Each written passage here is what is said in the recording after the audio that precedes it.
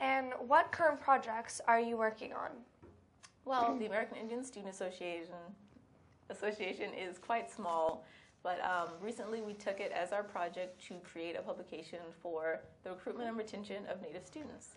So I'm proud to present our finished project. It's titled The People, Native Resource and Community Guide.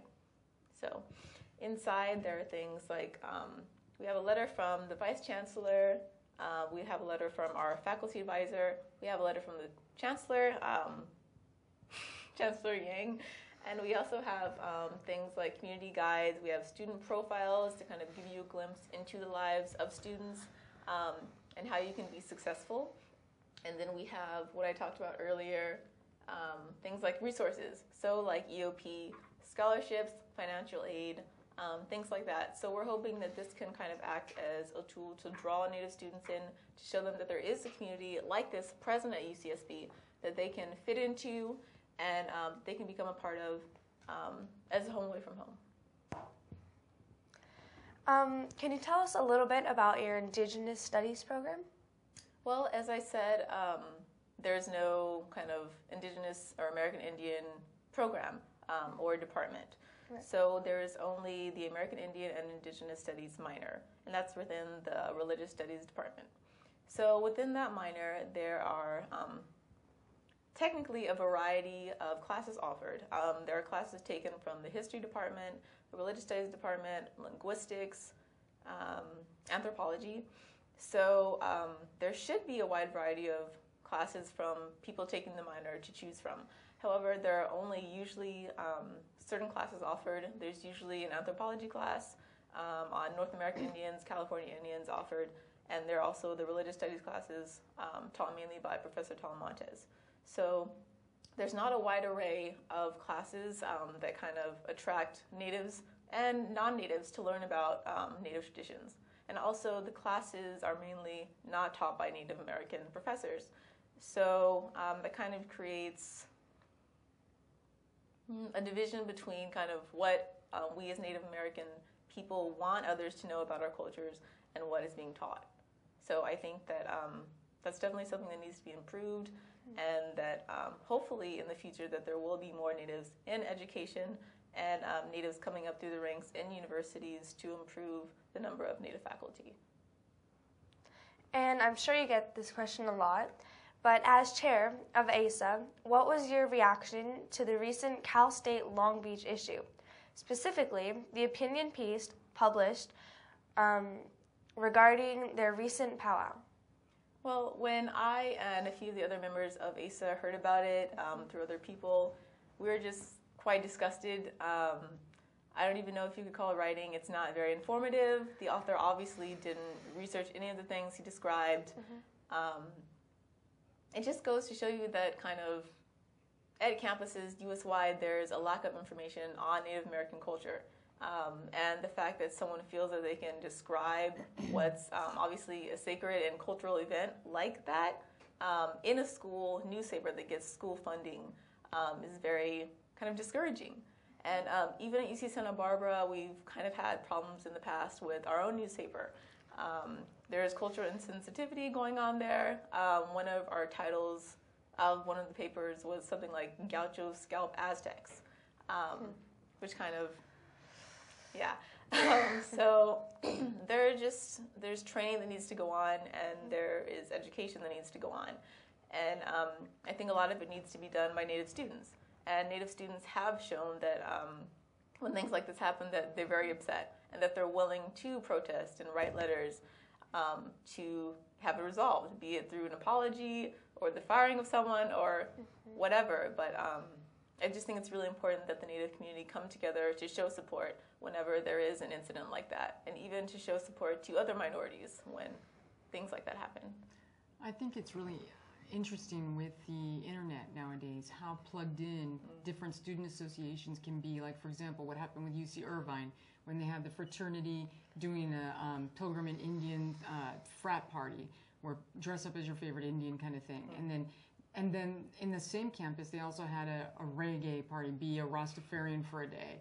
And I know that you also have other examples that you'd shared earlier when we were talking about what these racist actions that other UC schools are doing. But what's so cool is that with the internet and social networking sites, it's a lot easier to organize and try to plug people into that activism. Does AISA, is there an American Indian Student Association collectively where all of you get together, different schools, AISA, associations, and meet and talk about these things ever? Or can you tell us a little bit about that? So AISA has a Facebook page. You can just search UCSB AISA, AISA, and you'll find that. I believe that's how I found out about the Union Tribune article at Cal State Long Beach. People use Facebook and kind of tag people in the picture so that they would kind of find that out, realize that a lot of people have written letters because of that, because otherwise it's very hard for us to know. So there is the Intertribal Collegiate Alliance, ICA, which is kind of different schools around California that meet up and try to kind of get together and discuss things. So earlier when there was,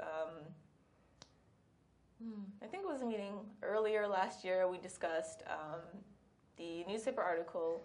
We discussed a Cowboys and Indians party that happened at one of the campuses, and even how other minorities are disrespected affects us. Like even the incident at UC San Diego when a noose was found in the library. That's obviously a huge disrespect to African Americans, and it just kind of whenever one minority group is disrespected like that, it just shows that like the next one could be us, and that the knowledge is not there and the respect is not there. That just shows kind of how much work needs to be done.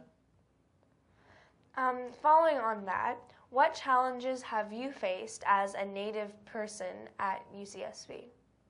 Well, because I am Native American and also African American, there have been kind of different inner struggles that I have gone through, and I'm very interested in both of my racial heritages, so African American as well as Native American.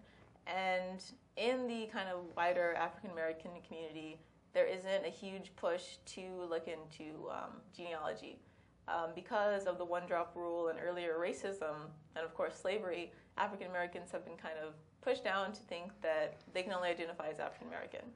So at UCSB, I did feel most comfortable in the Native American community. And the Native American community at UCSB has been very welcoming to me. No one has ever made me feel like I didn't belong, or that because of how I look that I shouldn't be chair, things like that. To us, it's most important that you are getting involved and that you are attempting to kind of better the Native community. So I recently was able to organize a film screening. The film was titled American Red and Black, and it kind of detailed the search of an African American woman into her Native genealogy.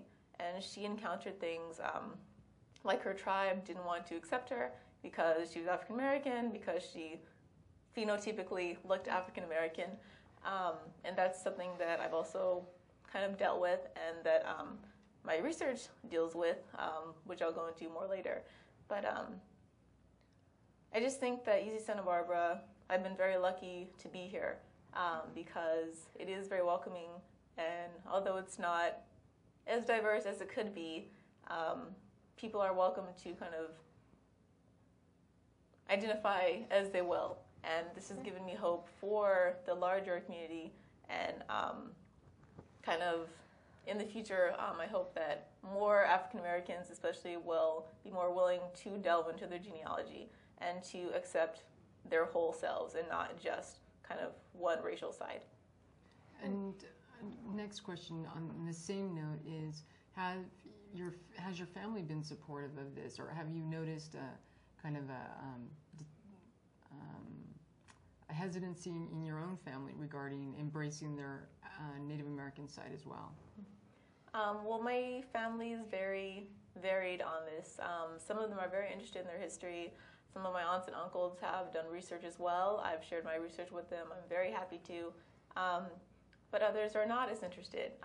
My sister, she knows all about what I'm doing, the research, how I'm involved in the American Indian Student Association, and she still only identifies as Black, African American. If she's asked if she's mixed race, she'll say she's only Black. And I think that that's very common in mixed race households, to only identify with one side, and it does depend on how comfortable you